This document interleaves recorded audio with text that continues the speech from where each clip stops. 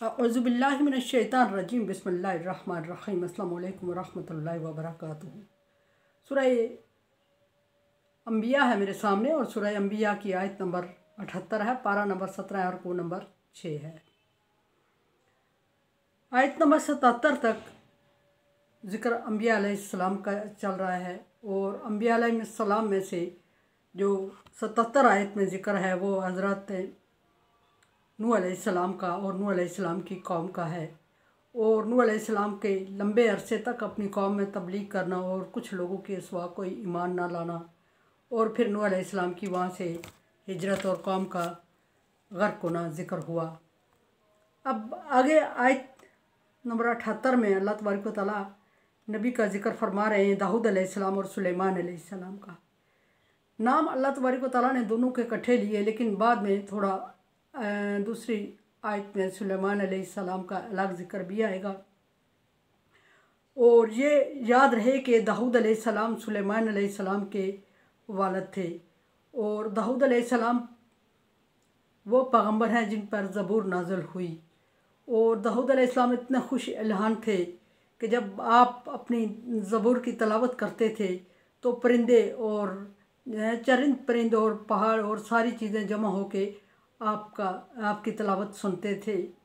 और अल्लाह तबारक व तआला ने आपके हाथ में ये सलाहियत दी हुई थी कि लोहा आपके हाथ में आके नरम हो जाता था और आप लोहे का कारोबार काम करते थे, छतों का, यानी कि इंजीनियर थे। पीछे डिटेल में गुजर चुकी है किसी लेक्चर में ये बात। और लोहे को मोड़ना और फिर लोहे की ज़राएँ बनाना और छतें डालना और ये काम सारा दाऊद अलैहिस्सलाम के हाथ में बड़ा आसान था। और अल्लाह तबारक व तआला फरमाते हैं कि ये वो पैगम्बर है जिसके हाथ में हमने लोहे को नरम कर दिया। ये अल्लाह तबारक व तआला ने हुक्म फरमाया। यहाँ फरमाया कि दाऊद और सुलेमान अलैहिस्सलाम को याद करो, नबी सल्लल्लाहु अलैहि वसल्लम को हुक्म है। और जहाँ नबी सल्लल्लाहु अलैहि वसल्लम को हुक्म होता है वह तमाम मोमिनों के लिए हुक्म होता है। दाऊद और सुलेमान अलैहिस्सलाम का वाक़या याद करो। क्या वाक़या था? यहकुमान फिल हर्स, जब दोनों ने खेती के बारे में फ़ैसला किया। खेती किसकी थी? इब्ने अब्बास के लिखते हैं कि अंगूरों का खेत बाग था किसी का, और अंगूरों के बाग में रात के टाइम किसी की बकरियां घुस आईं और बकरियों ने उसको तबाह कर दिया। अंगूरों के पौधे, बेलें और खोशे सारे खा लिए और बहुत बड़ा नुकसान हो गया उसका। और दाऊद अलैहिस्सलाम के पास जब फ़ैसला आया, बाज़ रवायात में यह है कि दाऊद और सुलेमान अलैहिस्सलाम इकट्ठे बैठे हुए थे। बाज़ रवायात में है कि दाऊद अलैहिस्सलाम ने फ़ैसला सुना दिया और बाद में सुलेमान अलैहिस्सलाम को रास्ते में उस बंदे ने बताया तो बात हुई। दाऊद अलैहिस्सलाम ने फ़ैसला किया और फ़ैसला ये किया कि जिसका बाग तबाह हुआ है, जिसका बाग ज़ाया हुआ है, वो बकरी वाले से सारी बकरियां रख ले, उसका नुकसान का अज़ाला तभी हो मुमकिन है। और बकरियां सारी उसको दे दी जिसका बाग था। और सुलेमान अलैहिस्सलाम ने कहा कि इससे हट के भी कोई फ़ैसले की गुंजाइश थी, तो दाऊद अलैहिस्सलाम ने अपने बेटे को फ़ैसला करने की इजाज़त दी। बाज़ रवायात में ये भी है कि जब दाऊद अलैहिस्सलाम ने बकरियां बाग वाले को हवाले कर दी तो बकरियों वाला कुत्ता लिए हुए वापस मुंह बनाए हुए जा रहा था। रास्ते में उसे सुलेमान अलैहिस्सलाम मिले जो दाऊद अलैहिस्सलाम के बेटे थे।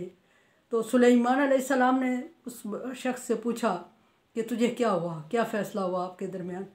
तो उसने फ़ैसला सुनाया और दाऊद अलैहिस्सलाम ने सुलेमान अलैहिस्सलाम ने फरमाया कि अगर मैं होता तो मुख्तलिफ होता फ़ैसला। ये बात जब दाऊद अलैहिस्सलाम तक पहुंची तो दाऊद अलैहिस्सलाम ने सुलेमान अलैहिस्सलाम को बुलाया और उनको हुक्म दिया कि क्या फ़ैसला करना चाहता है तो कर दे।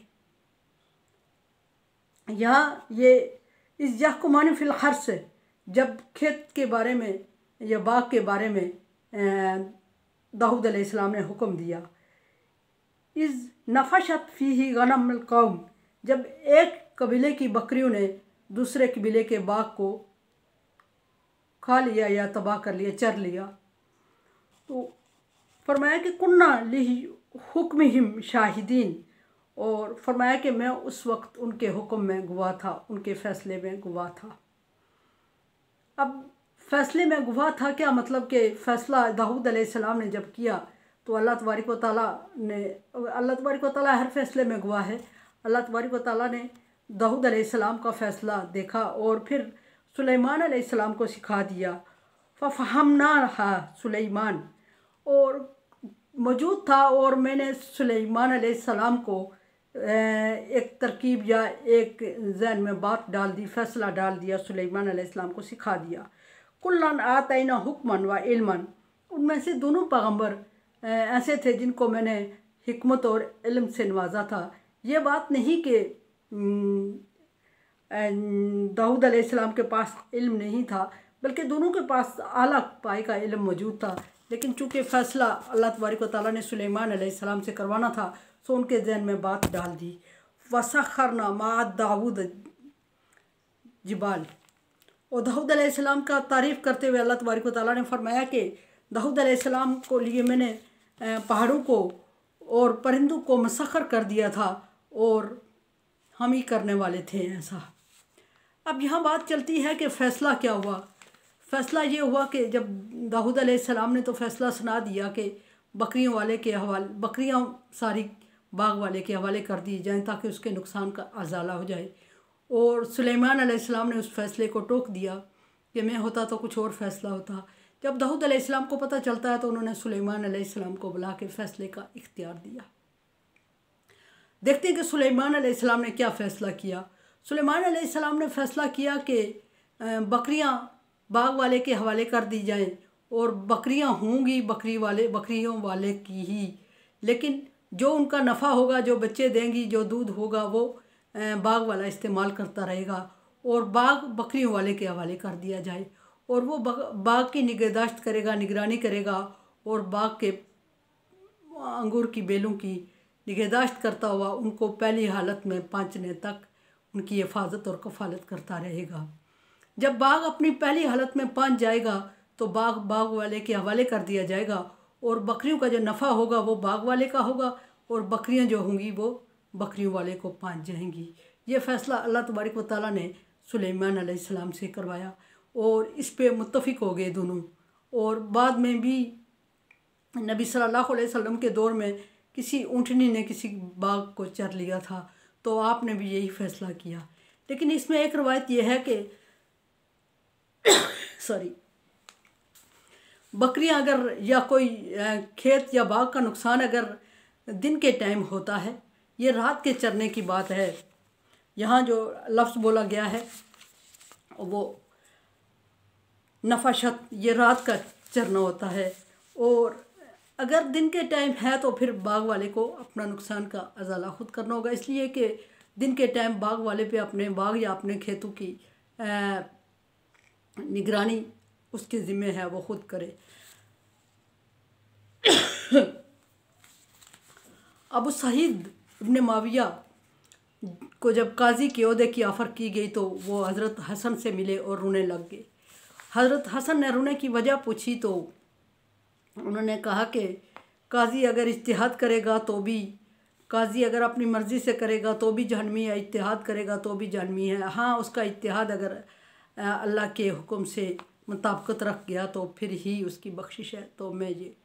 तो हज़रत हसन ने उसको तसल्ली और दिलासा दिया उन्हें और फरमाया कि काजी को 3 बातों का हुक्म है। और क्या दाऊद और सुलेमान अलैहिस्सलाम का वाक़या आपके नज़र से नहीं गुज़रा?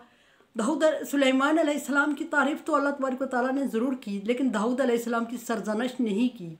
इसका ये मतलब हुआ कि उन्होंने भी अपने इल्म के मुताबिक सही फ़ैसला किया था। ये अलग बात है कि अल्लाह को जो मंजूर था वो सुलेमान अलैहिस्सलाम कर गए थे। और काजी के ऊपर 3 बातों का हुक्म है। नंबर 1 ये कि वो अल्लाह के अहकामात को दुनियावी लालच की गर्ज से ना बदले, और नंबर 2 ये कि किसी और से ना डरे, और नंबर 3 ये कि अपने आप को दुनियावी लालच में ला के वो फ़ैसला ना करे। ये कुछ 3 हज़रत हसन अलैहिस्सलाम ने बताया हज़रत अबू सईद को, और उसके बाद उन्होंने काजी का ओहदा कबूल कर लिया। मेरे चैनल को देखें, समझें और सब्सक्राइब करें और सदका जारिया में मेरा साथ दें। अगर आप समझते हैं कि काम अल्लाह की रज़ा के मुताबिक हो रहा है, तो अल्लाह का हुक्म है तावन अला बिर्रि व तक़वा, तो फिर तावन करें। अदरवाइज़ मैं आपकी राय की मुंतज़िर हूं। अल्लाह हाफ़िज़।